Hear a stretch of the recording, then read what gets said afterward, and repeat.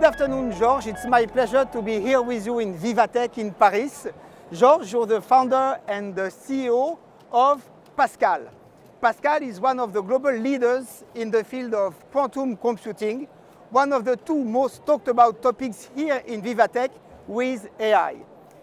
And maybe to start with, Georges, AI, quantum, AI, many companies are struggling to deploy AI solutions at scale in their operations. Can quantum be of help? Absolutely, Sylvain, and thank you for making the time for this interview. It's also my pleasure to be here at Vivatech. I think it's a fantastic event with a lot of energy. A lot of people are talking about AI, indeed, and they tend to forget that AI needs a powerful hardware to run. And today the challenges that AI is facing is first of all the computational power and the energy cost.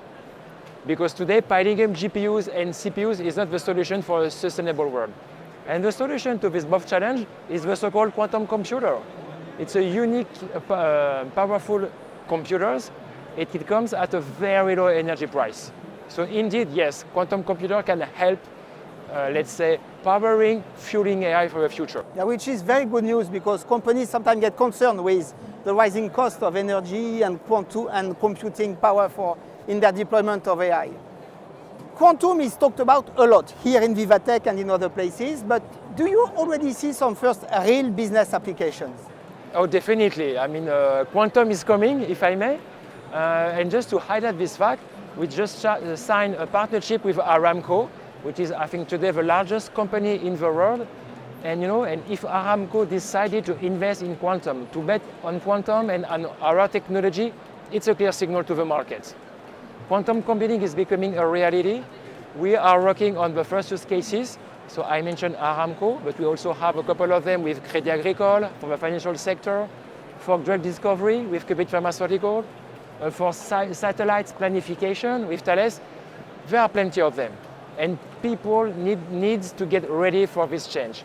So lots of interest from many companies. What would be the most typical applications for quantum computing?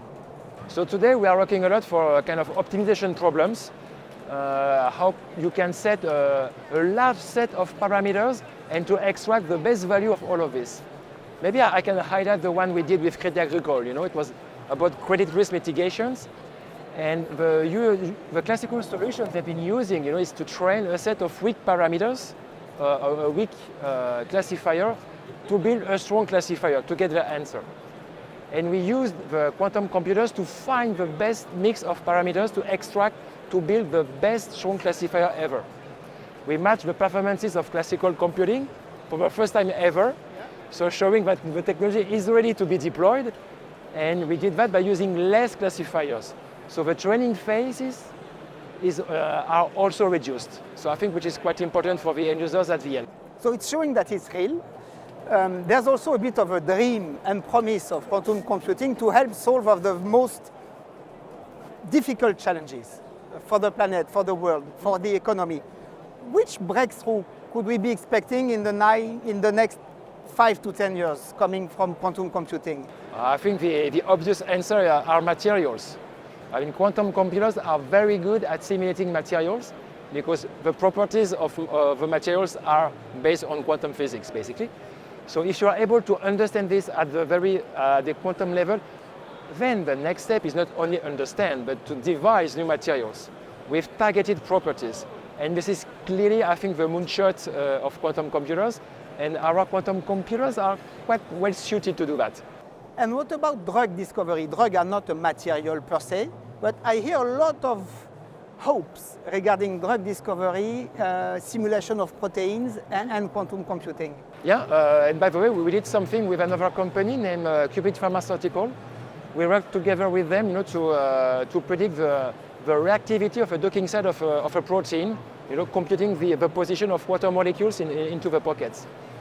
And we partner with them because they are specialists of drug design. They know the software, they know the biology as well.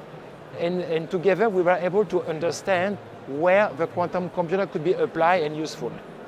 And maybe to conclude now, Georges, one question which is not a question. For company executives, for the leadership team of the large companies, quantum computing, Is it time to wait or is it time to act? No, it's time to act. I think the message delivered by Aramco is clear. If Aramco is doing it, it means something.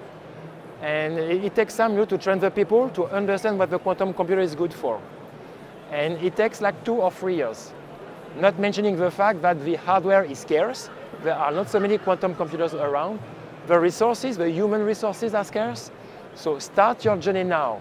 Start building your team. Start learning what the quantum computer is good for, and you will be ready for the breakthrough in 2 or 3 years, because it's happening fast. So thank you for the call for action, Georges. I think you have one motto, quantum now. Absolutely.